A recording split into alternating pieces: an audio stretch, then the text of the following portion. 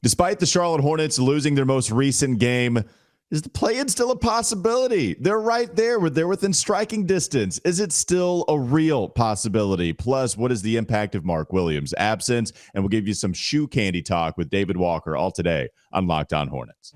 You are Locked On Hornets, part of the Locked On Podcast Network, your team every day. In a minute, cuz we live.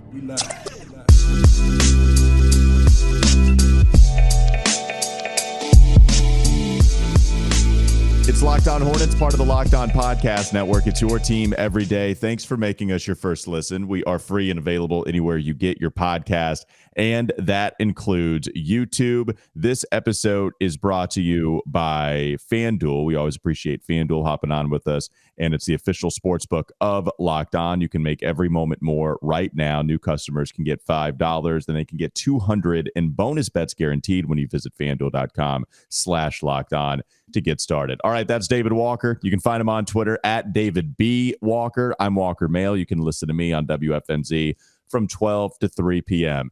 Yeah, David, I got a new setup once again. I mean, I am on my equivalent to the West Coast road trip from the Charlotte Hornets, like what they do midseason.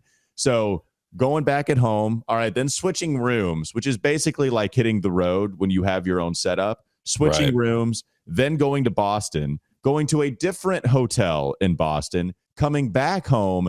But now I'm currently using my girlfriend's dad's house because construction continues to roll on and they're inside. They have infiltrated the premises.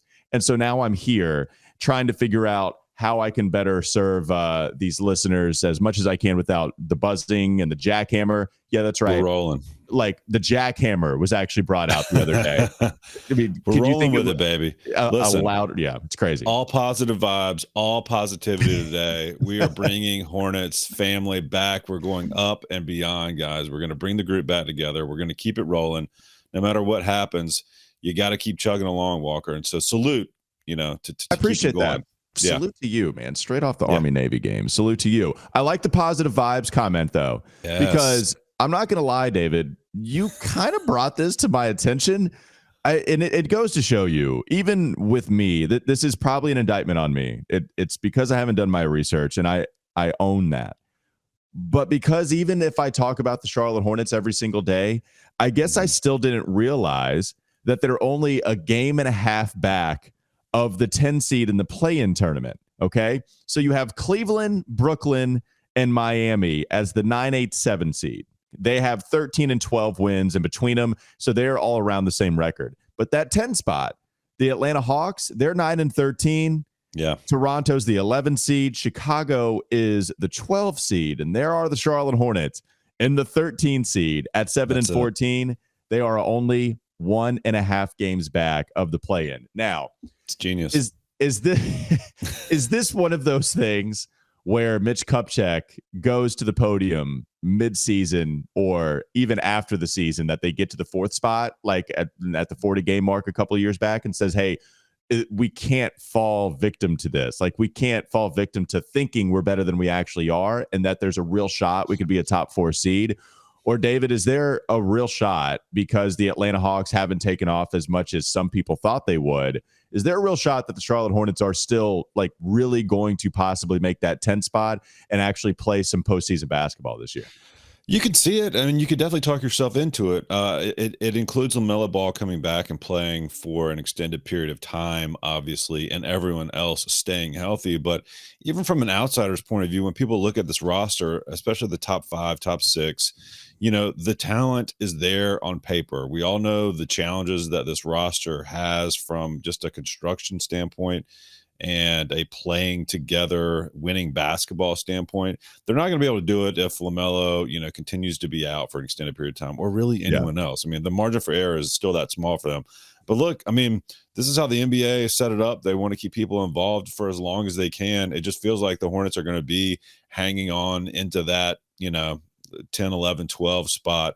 As they always do, for the rest of the year, as long as they don't have any catastrophic injuries or hey, make any trades that may change things. So it feels like at some point, I think at some point, honestly, the fan base would just like a decision to be made. And I just don't know if that's going to happen this year with the new ownership group before the end of the season. So, if guys are healthy and playing, I think they're going to be in that range. Honestly, I was a little surprised they were like 2 games back or 1.5 games back of Toronto and Chicago right now. I was a little bit disappointed. We need Kobe White to chill out, and then maybe the Hornets can get back into it. But look, they're going to be right there. Now, look, you guys went over the schedule, last week, and kudos to you for picking out that Raptors game. and they did their damnedest, to give that one away. But the schedule is going to be, maybe we check back on this in like 2 weeks, and then maybe that'll just be out of the question at that point. That's true. And so at the beginning of the season, the Hornets were playing basketball like the worst team in all of the NBA. And that happens when they lose to the Detroit Pistons, and the Detroit Pistons win over the Hornets. That was their last one. They went all of November without winning a single game. They are currently on a 20-game losing streak, and they're on Rufus Watch. That was coined by Doug Branson on Twitter. They are absolutely within the realm of having the same winning percentage as the 7-59 team. There were a lot of people that thought they would take that next step this year, but they are not. Well, every year, of course. Yeah. Not even close. So and they're not alone. The Spurs are right there, buddy. They're 3-19. And so is Washington. I was like, wait, they were supposed to tank for Wemby last year. Did somebody tell the players they're not supposed to tank for Wemby this year? You got them. You don't got to tank for Wemby again. I don't know. Cooper Flag, that's next year. That's not this season. Right. That's next year. So I don't know why everybody is tanking right now. The Hornets are not tanking. They are at least one tier above the absolute bottom of the barrel. Yay for us. That is, they are one tier above that. And then possibly LaMelo coming back. I don't know how soon. They're going to reevaluate him after a week. He continues to shoot, but the shooting doesn't matter. It's all about if you can put some real weight on that ankle. Can you cut? Yeah. Can you really stick your foot in the ground and drive to the basket while taking contact? Can you do all of that before you actually hit the floor? That's what we'll see, and we just don't know. But you're right about all of the injuries. If they, actually help us out here, if we have some kind of injury luck that we haven't had the last couple of years, that'll help them. Chicago being in front, Chicago is a team that could blow it up. Toronto is a team that might trade OG Anunoby for a few first-round picks. Yeah. So you have a couple of teams in your way right now that are in blow-it-up territory. Like Atlanta's not really. I mean, I guess maybe they could decide to move off of DeJounte Murray, but then I imagine Trae Young would be angry. And then maybe if you want to trade Trae Young, fine, that could be the next disgruntled superstar. But the schedule is going to be really hard for them to navigate here, David, as you mentioned. And ultimately, even with a couple of teams in front of you that feels like they could just give up on the season for assets, the schedule might be too tough. That West Coast road trip is coming up before you even hit, the middle of January. It feels like you're not going to be able to capitalize on some of those other teams ahead of you right now. Yeah, I mean, on the flip side, you never know when some of these rest days for like the marquee players are going to come into play, and certainly when they do see Charlotte on the schedule, I mean, maybe they do decide to load manage some dudes every now and then. So you never know what's gonna happen. You never know when injuries might strike another teams. But bottom line is, as of right now, as bad as it feels and as annoying as it feels to lose games like they did to the Miami Heat the other night at home. They've got a homestand this weekend. Certainly they're more frisky at home. Terry is balling out. Gordon Hayward is even putting on a show sometimes on the offensive end. And it was bad from him, and now he's playing better after some real bad basketball for a little while. Yeah, and hey, maybe these guys are trying to put some good tape together. I'm not saying that. I don't think they would do it like that. I don't think Terry's that type of player. I don't think Gordon is either, or any of these guys. But hey, they're producing out there on the court right now. If they can just manage to get a few stops here and there and continue this hot shooting, they'll probably stay in the mix, and just annoyingly so for some fans, I'm sure. Right. Yeah, maybe annoyingly so, but it's going to have to be with LaMelo Ball back on the roster, because without him, they're not going to reach that kind of spot. All right, let's move on. Coming up next on the Locked On Hornets podcast. Don't go to sleep on the Hornets just yet. We'll get David Walker's thoughts on Mark Williams' absence, how it's impacting the team, the Miami Heat game thoughts overall after they lose what was a real tough one. We'll get to that in just a moment. This episode is brought to you by eBay Motors. Our partners at eBay Motors have teamed up with Locked On Fantasy Basketball host Josh Lloyd to bring you some of the best fantasy picks each week. all season long. Whether you're prepping for a daily draft or scouting the waiver wire, every week we're going to provide you players that are guaranteed to fit on your roster. So let's see who Josh picked out for us on this week's eBay's Guaranteed Fit Fantasy Picks of the Week. How about Dante Exum? Dante Exum is back. I know. How about, love Dante back into the mix. He says the Mavs are struck down with injuries, and while that is the case, Exum looks like a solid add. And then Asar Thompson, don't tell Gilbert Arenas, even if he's only averaging 10 points as a 20-year-old, Asar Thompson is on Josh Lloyd's list. Asar Thompson, if Thompson was dropped, go grab him because he is back starting, and hopefully Monty Williams has realized his error. Yeah, he doesn't like playing the young guys, does he? A little bit of the What's the difference, dude? Just play them. Well, yeah, you lost 20 games. Play the exciting guys. And last one, speaking of an exciting guy, Jonathan Kuminga, a bit of a left field pick. Kuminga has jumped in the last 2 games, and the Warriors floundering. Perhaps he could see a solid run of minutes over the next week or so. Had a sick alley-oop on that connection with Chris Paul last night. So maybe Kuminga is a guy you want to go check out. Josh Lloyd from Locked On Fantasy Basketball. He's going to help you win your fantasy championship, and eBay Motors knows a championship team is about each player being a perfect fit. It's the same with your vehicle. With over 122 million parts for your number one ride or die, you can now make your ride stay running smoothly. Brake kits, LED headlights, roof rack, bumpers, whatever your baby needs, eBay Motors has it. And with eBay Guaranteed Fit, it's guaranteed to fit your ride the first time, every time, or you get your money back. Plus, at these prices, you're burning rubber, not cash. Keep your ride or die alive at ebaymotors.com. eBay Guaranteed Fit, only available to U.S. customers. Eligible items only. Exclusions apply. More Locked On Hornets ahead. David, you're right. They did do their damnedest to hand that game over to Toronto a couple of contests ago. And they did their best to try to take it from Miami. After being down, they were trying to fight back, and they did fight. You just don't think that this team knows exactly how to win these close ball games, and just too many errors. And Nada hopped on yesterday, called him Cheddar Bob because they keep shooting themselves in the foot. And so Cheddar Bob is the example that he went with for this Hornets team. What were some of your takeaways from watching them lose to the Miami Heat in a close one? Well, it's irritating anytime Kyle Lowry and the Miami Heat come in and whine their way, flop their way, flail their way, to some cheapies at the free throw line. And really, that was the difference in that game. I mean, I think they shot, 14 more free throws, or made 14 more free throws than did the Hornets that night. And, the Hornets basically at this point have to shoot well, in particular the three, which they did, and they shot well at the line. The defense, it just doesn't feel like they're finding their grip or they're finding any traction on the defensive end. So that's why they've got to hit the three, and they've got to try and make up some difference at their free throw line. And they were outscored at the free throw line the other night. Rebounding was a little bit of an issue too, but they just can't find, first of all, they had a gigantic hill to climb, right? That never helps.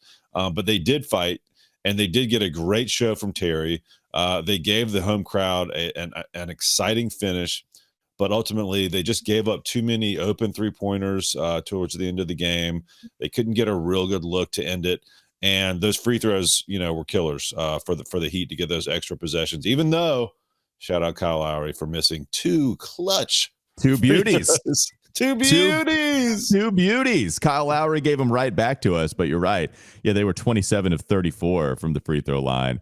And shout out to the refs for saying for not calling the travel, and then the 2-minute report calling the travel on Martin late there. That's always nice to hear when it's a blatant travel and he gets a bucket, and then they just don't call it. It's a killer. Oh, I mean, well, and this is all too familiar. It's the Hornets versus the Heat, and so you're going to be fighting a couple battles. I actually am one of those guys that will never blame the refs, and I'm not going to blame them here. I never do. But if there's ever a questionable call, it's never, well, the Heat really got screwed here, and the Hornets really benefited from that no call or that blown whistle. It's never the Hornets benefiting from it. That's just how it goes. Well, and like we talked about defense, Walker, but look down the end of that game. Now, like Gordon Hayward was on Jimmy Butler, and Jimmy Butler basically just kind of lost the handle on that ball. But they did get a stop. They did get stops down the stretch when they really, really had to. It's just throughout the course of the game. They're losing guys in transition. They're not marking up Kevin Love when he's trailing the play, standing outside of the 3-point line. He's there for a reason, and I think JT Thor just, went too far into the paint, left him out there a couple of times. And the Heat's ball movement is give everybody fits, right? And when a team is struggling like the Hornets to kind of keep up with that ball movement, it just works its way around and kind of and just it batters them. It's body blows almost to a team like the Hornets that just can't find their footing on defense. And I know you can hear Clifford, right? He's screaming from the sidelines. He's either screaming for screens or for defensive stops or for positioning. And so they're just really, really counting on the offensive output. And so that's what they'll have to do again tonight, Walker, unfortunately, is just try to outscore the Heat. But, they're trying to find ways. They just it would be nice if they could get a couple things to go their way. Yeah, can they not foul? Even though there were 22 fouls against each of the teams, but there were plenty more free throw attempts for the Miami Heat in this game. So, can you defend without fouling? That's something Steve Clifford preaches, and that's something the players were talking about after this game.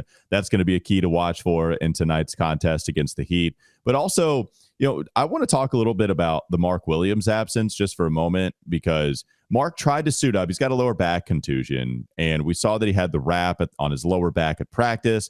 He sat out a game, tried to come back for 20 minutes against Toronto. Now had a setback, did not suit up against Miami. And then against Toronto, he only played 20 minutes. He scored 4 points, only grabbed 3 rebounds. He did have a couple of blocks.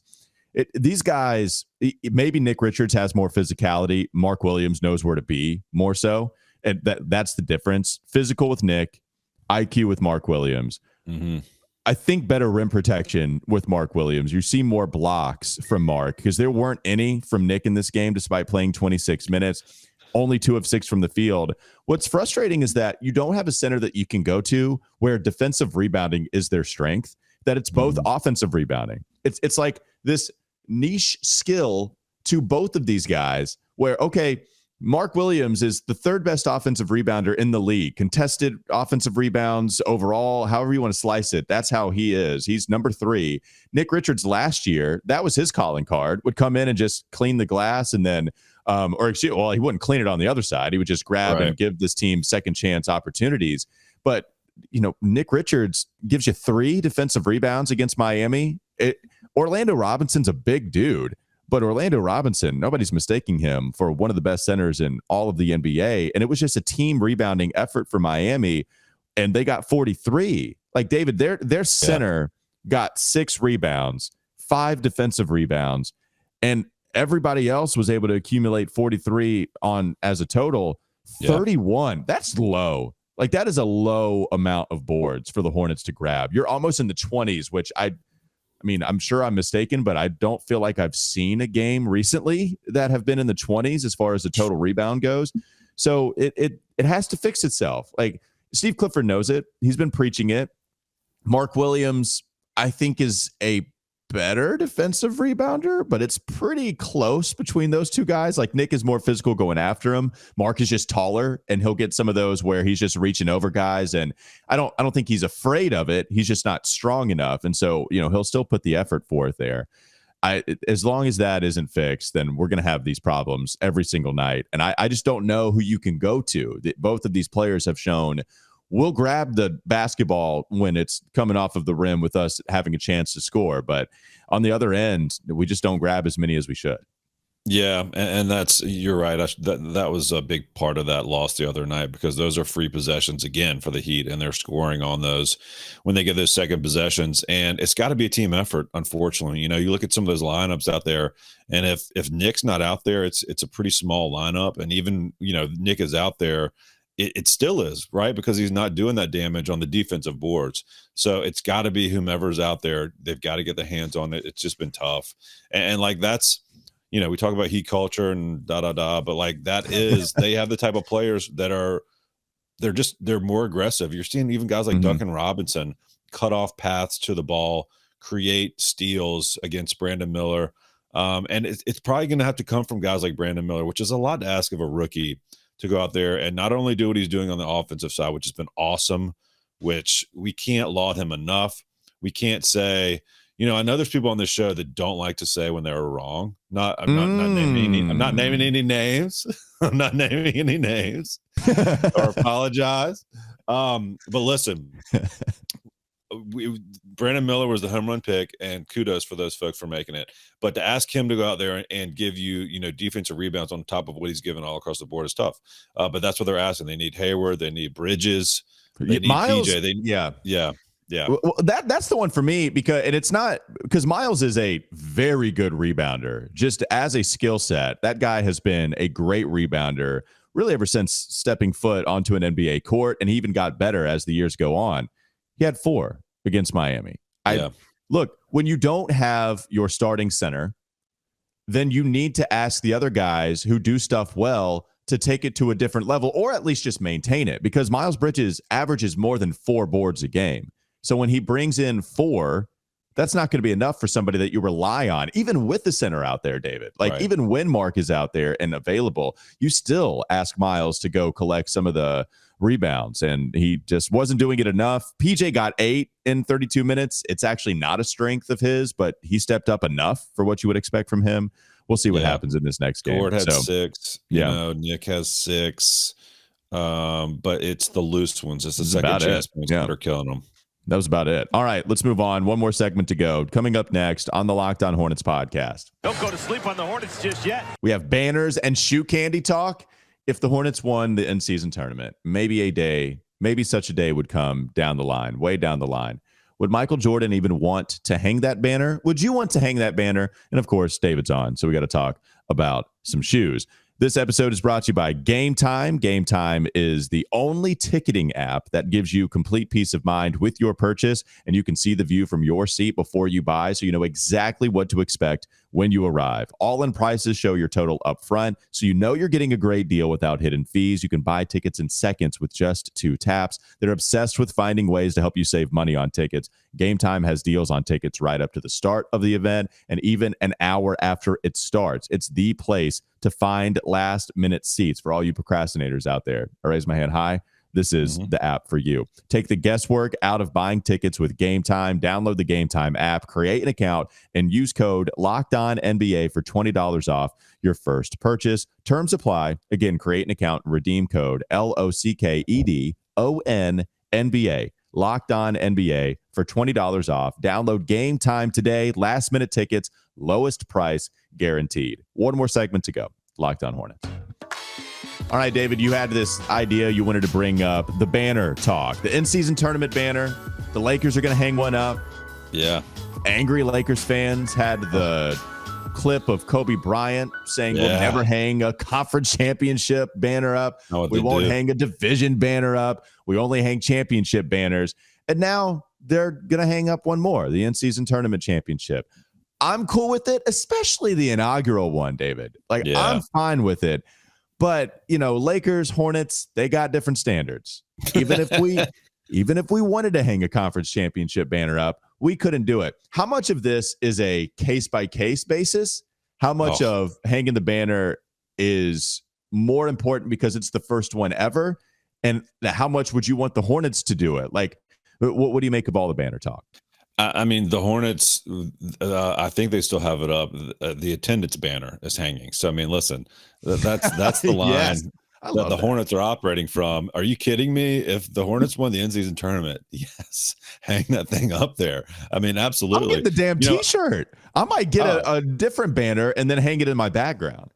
Yeah, 100%. So, I mean, but, for the Lakers, it was funny to see that Kobe clip. It's classic Kobe. God rest him. I mean, I love, that's why you love him. I thought it was a bit far to LeBron say he's going to go get a ring for it, but whatever he wants to do, he's counting it towards the rings. I'm kidding, King. I'm kidding. But yeah, for the Hornets, good Lord, absolutely, you hang that thing. Maybe the Lakers, I don't know, it's going to be like a different shape or something. I don't know. They're gonna. Who knows what they're gonna. It's got to be different. It's got to be a different color. It's got to be a different shape. It's got to be different all around. Yeah, I don't know if Michael. Go ahead. Yeah, I was going to say MJ. That's the other conversation going on around this whole thing, that he wouldn't care. This is when I wish MJ was on Twitter, because he could just ask him. He's just like, "What would you do?" And maybe somebody, when they'll grab him on the coast of the Riviera somewhere, they'll say, would you have wanted to win the in-season tournament? Of course, the answer is yes. He wanted to win every game. That's the interesting part about this is, you think Michael would want to hang that banner? There's no way. He only cared about championships. Yes, he cared about championships. He also cared about dice games in the locker room with his security. And if he didn't win, then he was upset. He also cared about beating you on the golf course. He also cares enough to construct a golf course to where that when he plays pros, it benefits his game whenever he plays professionals. So yeah, the dude cares. The fact that the fans might be trying to justify, NBA championships are clearly more important than the in-season tournament. No one's going to argue that. But Michael cares about all of it. He wants to gloat about all of it. And so if MJ was able to win the in-season tournament, he would hang that banner to remind everybody, hey, the first one, nobody can be the first. I was the one. My team was the one to win the first in-season tournament, or the second, or the third. He would do the same thing. He would absolutely hang the banner. I think, I don't know if he would hang the banner. I think he would absolutely go for it and try to win it.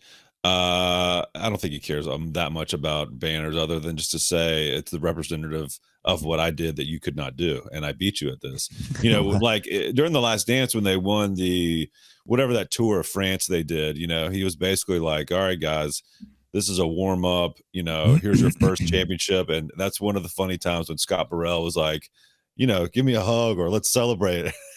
And MJ just side eyes him. Yeah. And it's like, are you out of your mind? He's like, I guess that's true. Home. Yeah. So, but that's the same with the in-season tournament. But for one, yes, MJ would definitely want to win.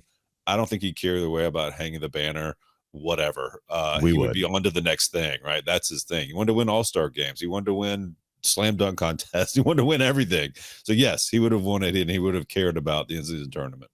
All right, let's finish up with some shoe thoughts. What kind of shoe takes are you bringing to the table here? Well, today? I just want to give you a heads up because anytime an Air Jordan 3 is coming out, I've gotta let you know, David.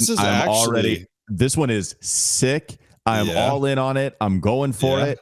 I'm really excited. I hope that me saying that doesn't force other people to try to keep that away from me, but I'm absolutely going for this pair. Yeah, the Midnight Navy, right? Air Jordan 3.